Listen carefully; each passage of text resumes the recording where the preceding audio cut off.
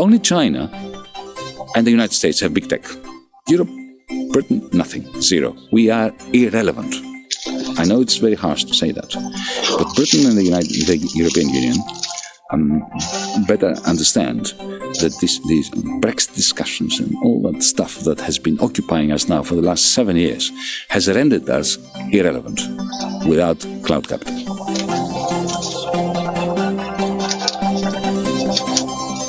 Hello and welcome to Ways to Change the World. I'm Krishnan Gurumurthy, and this is the podcast in which we talk to extraordinary people about the big ideas in their lives and the events that have helped shape them.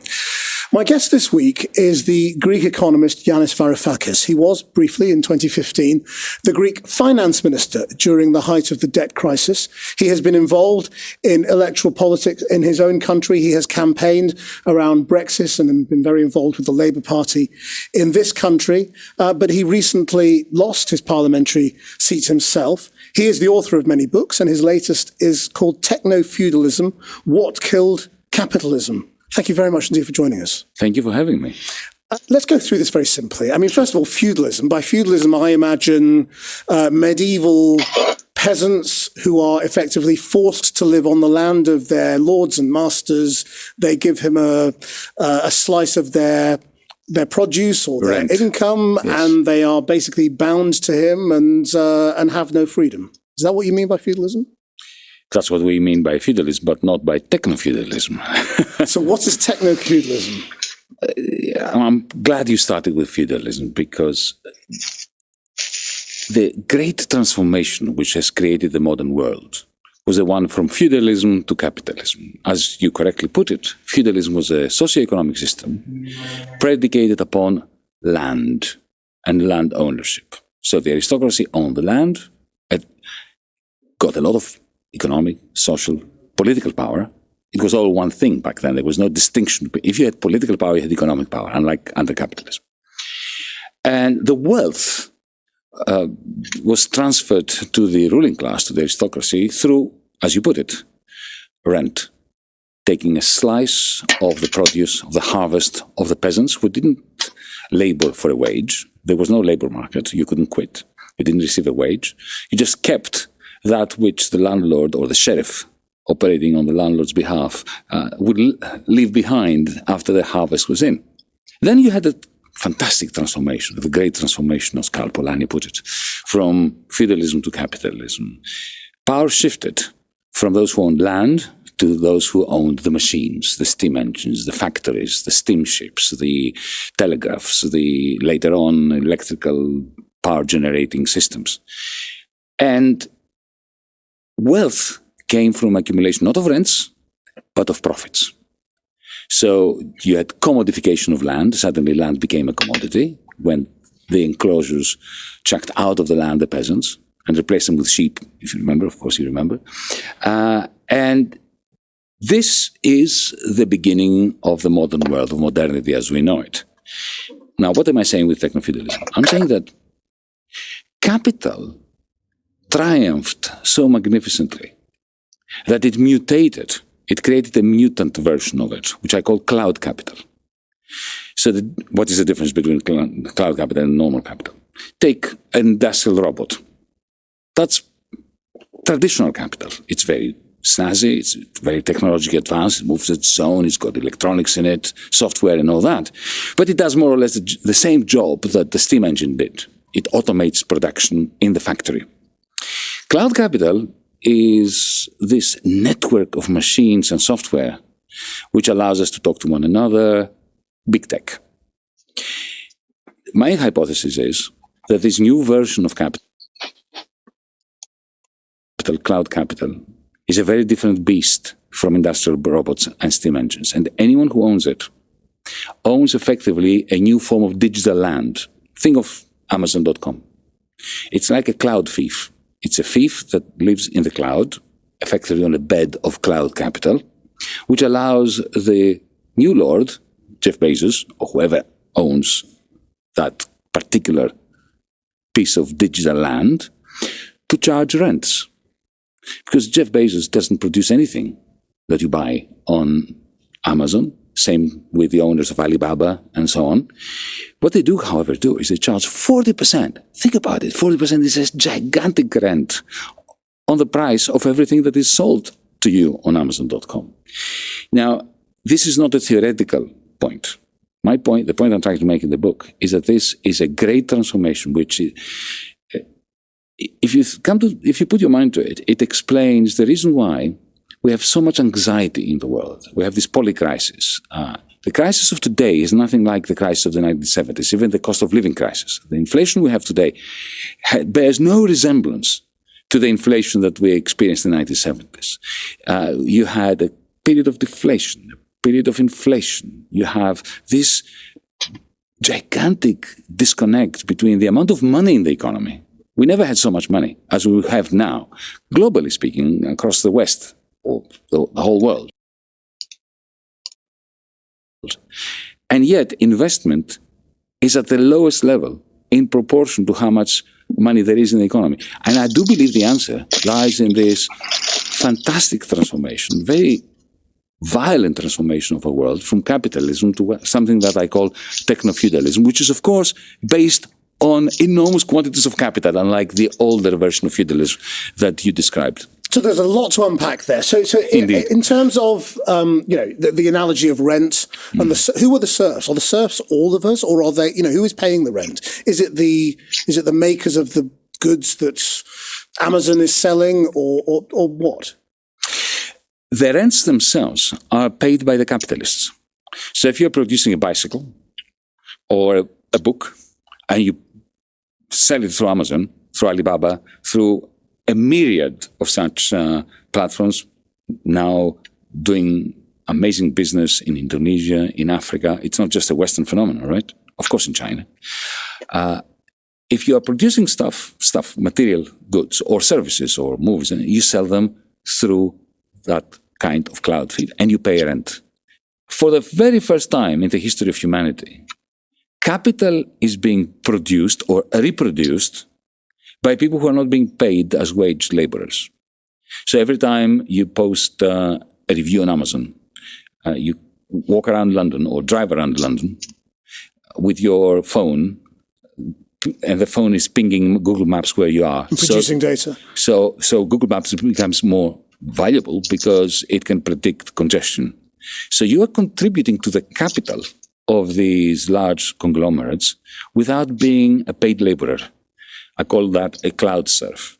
Now, interestingly, when I was researching this book, I discovered that on average, conglomerates of the old capitalist type pay about 80 to 85% of their revenues to workers. Facebook pays 1%. Why?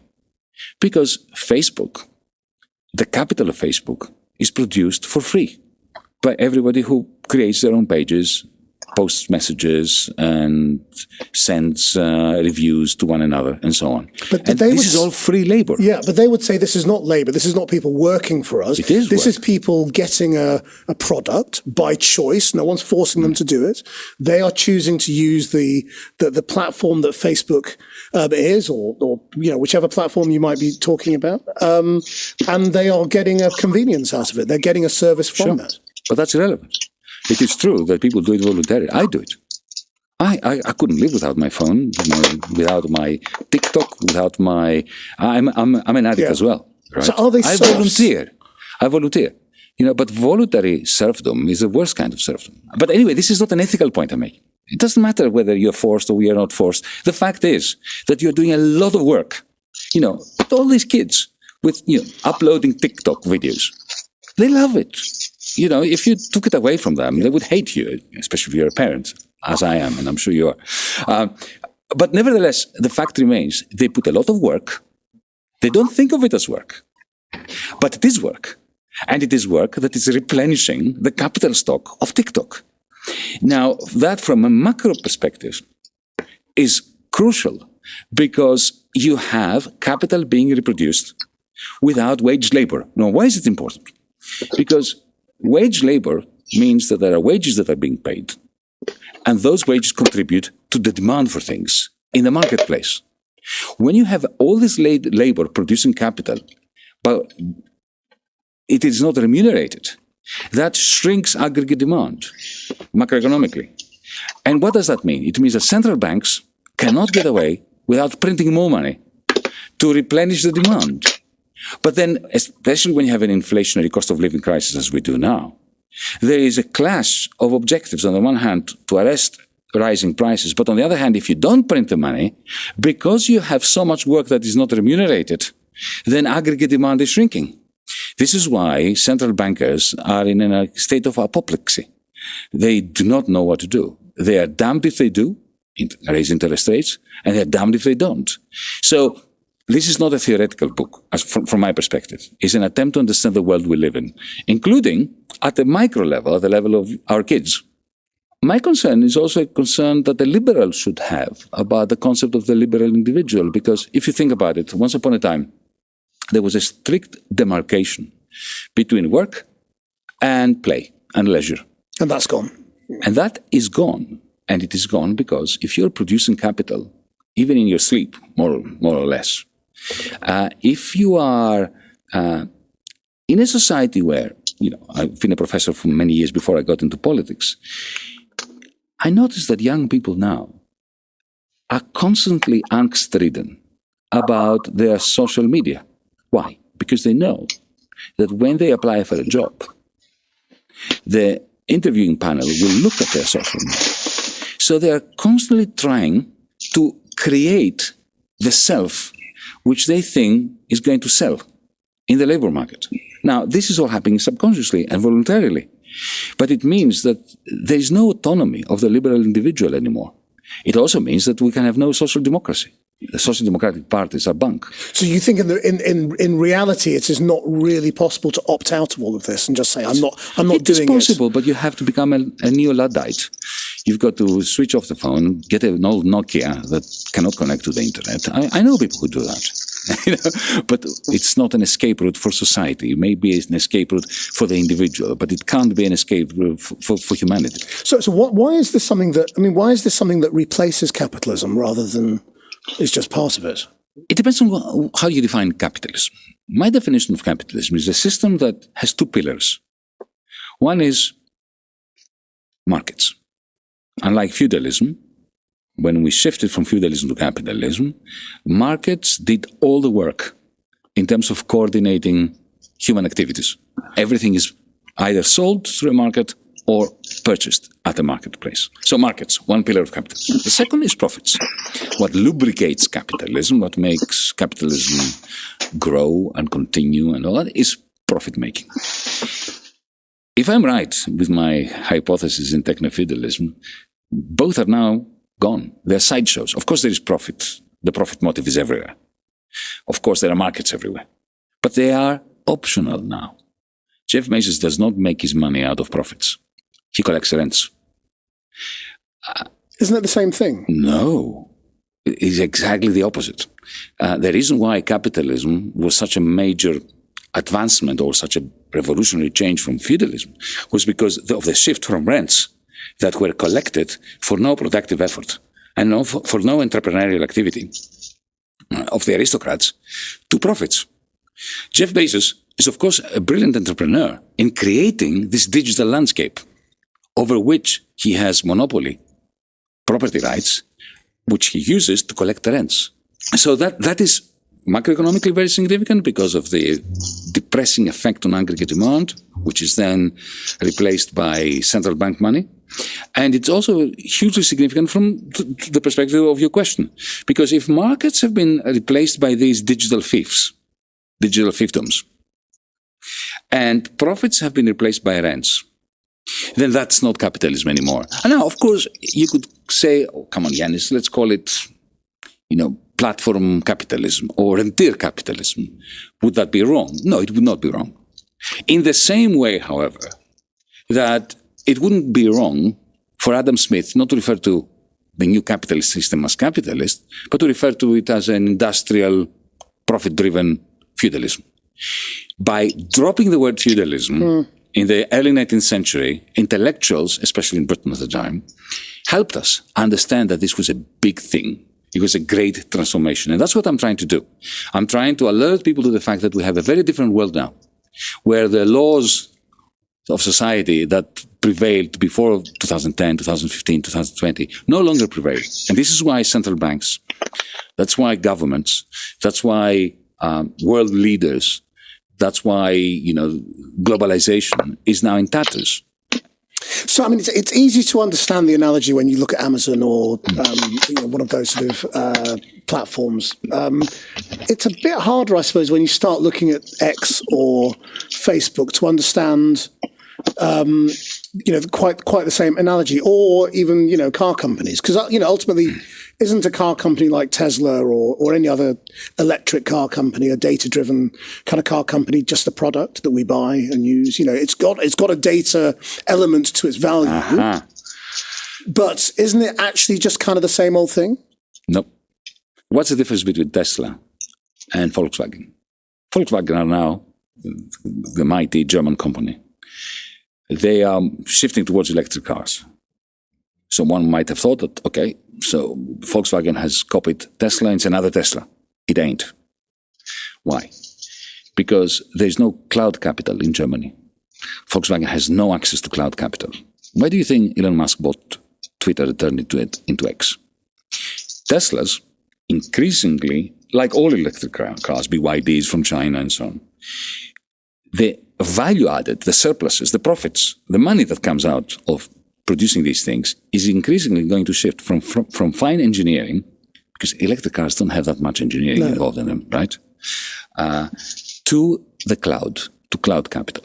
Volkswagen doesn't have access to that. That is why the German business model is collapsing. That is why the Germans themselves, the German industrialists themselves, are in a state of panic, because they know that even if they just copy Tesla completely and create a Tesla, they do not. Germany has failed. Only China and the United States have big tech. Europe, Britain, nothing, zero. We are irrelevant.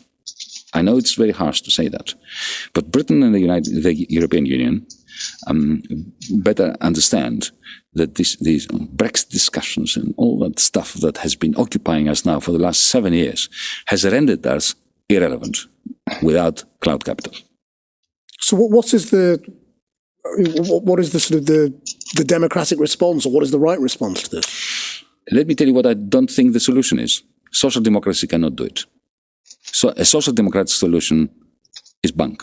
We need to socialize cloud capital.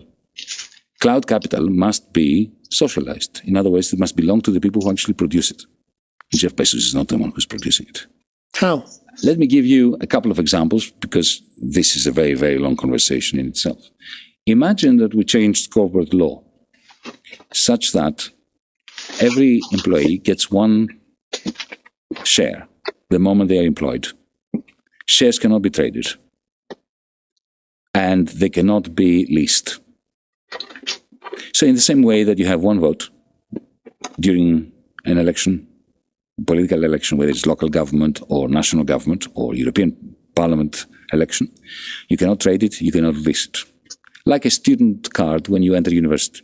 You get it courtesy of being a worker, an employee. So the value doesn't go up or down because it can't be traded? It can't be traded, but it gives you a vote. And you can vote on any number of it, like you are a member, an equal member of the shareholders' communion.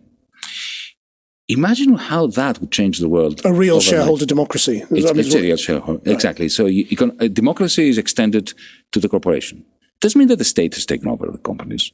It's a completely market-based system, still, except you drop two markets. The two really problematic markets under capitalism and now techno-feudalism. The share market, because you can't buy and sell shares, so it goes. You don't even need to buy it. It simply shrivels and dies. And secondly, the labor market. Because suddenly there's no difference between being a worker and being an owner. So there's no difference between profit and wages.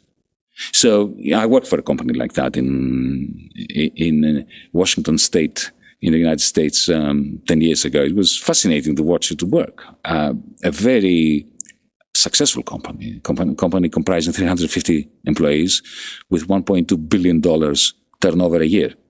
So it's not this. I'm not talking about some kind of Robert Owen commune in the 19th century Victorian era. Well, I mean, suppose let's sort of jump all the steps that it would require to get you there, whether it was a revolution or whatever it might be that might get you there. Do you honestly think that most people would want to take those sorts of decisions around the companies that they work for? Yes, absolutely.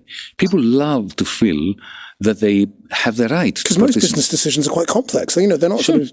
But you see, that's why that experience of mine, that company, was important, because it wasn't compulsory to participate in every vote. I mean, it would have been very inefficient if everybody voted on everything. Because, there are some things you don't know much about and some other things you don't care about. So why should you vote on those? But the way we were doing it was that, you had the right to vote. There was a social contract, an implicit convention, a kind, of ethical standard amongst us that you would only vote for things that you put some work into becoming informed about. You had permanent access to intranet meetings when, for instance, I wanted to employ a graphic designer. So in the context of this horizontal decision-making, I put out a message to colleagues and said, who thinks we should employ another graphic designer, an extra one, and who wants to form a search committee with me? And 3 or 4 people did. And then we interviewed people, and it was live streamed, for anybody who cared to find out how these candidates were doing. And the idea was that at the end of the day, when those interviews were finished, those who actually, participated in the process, even simply by watching the interviews, would vote. And the rest would abstain if they hadn't had the opportunity to form an opinion. It actually worked really very nicely. And that way, people feel motivated to participate where they think they can help. And it is a far better management system than the top-down thing. I mean, let's talk about your own experience of politics and elected politics. We should really start at 2015 briefly. I mean, in terms of sort of, you suddenly have this huge amount of power in a sort of a crisis government, seemingly. No, I was the most powerless politician in the history of Europe. Because remember, I was the finance minister of the most bankrupt state in the world. So that the only power you have is the power to veto loans that are being thrown your way. Why were they thrown our way, given that we were bankrupt? To cover up our bankruptcy. Because the European Union did not want to admit to the fact that a member state of the Eurozone could go bankrupt. And because they didn't want the bankers to lose property rights over the banks, which went bankrupt on their watch. So it was like, imagine you're walking down the street and there's a gang of thugs approaching you, and you only have one weapon, but it happens to be a nuclear bomb. That's all you heard. That's how it felt. But when you look back at your own appointment to that position, do you think it was kind of wrong? Was it sort of crony democracy in a way? Did you get this job because you were friends with... No, exactly the opposite. The one thing I'm proud of was that this was not one of those cases. I was not a politician. I had become known because I was warning Greek governments, without wanting ever to be part of the political scene. I was warning that Greece had gone bankrupt. Please, please, please, do not make the mistake of thinking that the solution is another huge loan on conditions of austerity that will deplete further our capacity to repay our debts.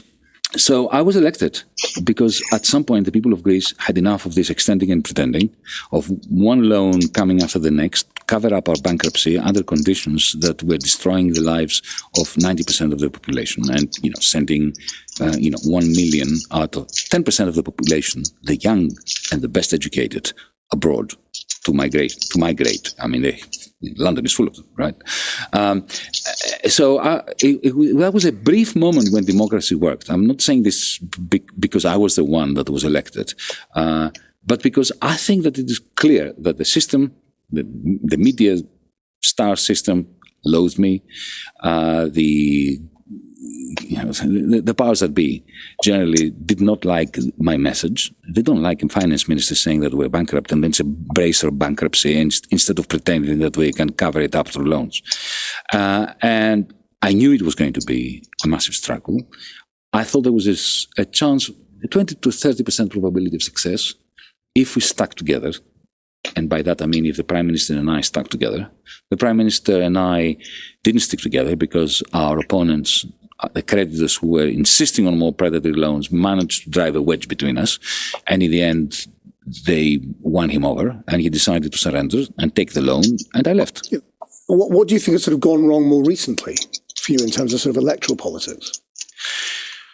You tried to sort of start a movement. It's just largely been rejected now, hasn't it? Yes, so, absolutely. Why? We are the great losers. But both Tsipras, my former comrade and Prime Minister, and I, we are both the big losers. This reason is, I think, quite straightforward. When it comes to these matters, I think the simplest explanation is the best. It's Occam's razor. In 2015, we managed to convince 62% of the population, who were not left-wing, to believe in us, to rise up against every television channel, every oligarchic Rupert Murdoch-like newspaper, all the banks, the European Central Bank, the International Monetary Fund, the European Commission, the whole system. The people, 62% of the population, backed us. We raised their expectations that we would be able to deliver them from this permanent debt bondage. And we failed. We failed. Voters out there, after a while, don't care whose fault it was. At some point, they said, go away. You made us hope. That hope was betrayed. We don't care how and why. Go away. We'll go back to the sad politics of voting for the political leader or the party that will perpetuate our debt bondage, but at least it will give us something, because we don't want to think about the crisis anymore. The reason why our party, Mera25, my party, tanked was because we kept trying to tell people what we thought was the truth. So do you think that, because we talk a lot about the need for truth in politics now, especially after the era of the populists. What do you offer people, truth or hope? Well, the question is, are you basically saying people can't handle the truth? No, people had enough. People who rose up, trusted you, gave you 62% of the vote, and saw nothing come out of us. They say, can you please go away? We know what the truth is. They don't want lies. They just don't want to hear from you, especially after you've been spat out by the system, to keep telling them things which they know to be true, which are painful, but which do not lead to the answer, so what do we do tomorrow? Yeah. Do you think that's why Labour doesn't talk about going back into the European Union? My view of this Labour Party is rather dim and grim. Keir Starmer has zero credibility with anyone. He ran under the banner of Jeremy Corbyn, supposedly trying to make Jeremy, who's a personal friend of mine, full disclosure here, Prime Minister. Then he ran for the leadership of the Labour Party, saying that he will retain the 2019 manifesto intact and he will fight for its implementation. Then he ditches that manifesto. He promises that he's not going to revisit Brexit. Now he talks about, effectively, the Norway solution, bringing Britain back to the single market. By the way, I campaign... He says that's not an option. He says that's not even... There's no case for it. He says, but at the same time, he says that he's going to maintain the alignment with the single market. Why would you ever do that unless you want to rejoin the single market? So he has absolutely zero credibility. But right now, Keir Starmer's way ahead in the polls. It does look like he's going to be the next Prime Minister as things stand. And that may be because of your previous answer, which is that people may just be sick of this government. They've had enough. They didn't deliver in their terms. Yeah. So you get rid of them and you try something else. So does it really matter whether you find him trustworthy or credible or whatever? He's probably going to be in power, isn't he? Of course, it doesn't matter what I think. But that analysis matter? No, but you see, it doesn't matter whether he becomes Prime Minister or not, because he's going. He's not going to have power anyway. He's not going to have power. He doesn't have a spine either. So Sunak is spineless. Look at HS2. I mean, it is pathetic now that they're talking about stopping it at Birmingham. Next week, they will stop it at Watford, right? You might as well not do it if you're not going to do it. And so he's spineless. He's crumbling under the pressure, the budget pressure. But so is Keir Starmer. If you can't come up with credible policies that you will stick to, unless something cataclysmic takes place, then it really doesn't matter whether Sunak or Keir Starmer is in power. This is the greatest defeat of democracy. It doesn't matter whether Sunak or Starmer is in power. Because they're not in power anyway, they're in government. So let's come back to techno-feudalism then. I mean, you've cited some examples of AI as very exciting. So what does AI do to techno-feudalism? Does it sort of eat it? Or do the sort of the feudal kings of the techno world own it? Remember, artificial intelligence was not born yesterday. The algorithms that allowed Google to search the net for you, they're species of artificial intelligence.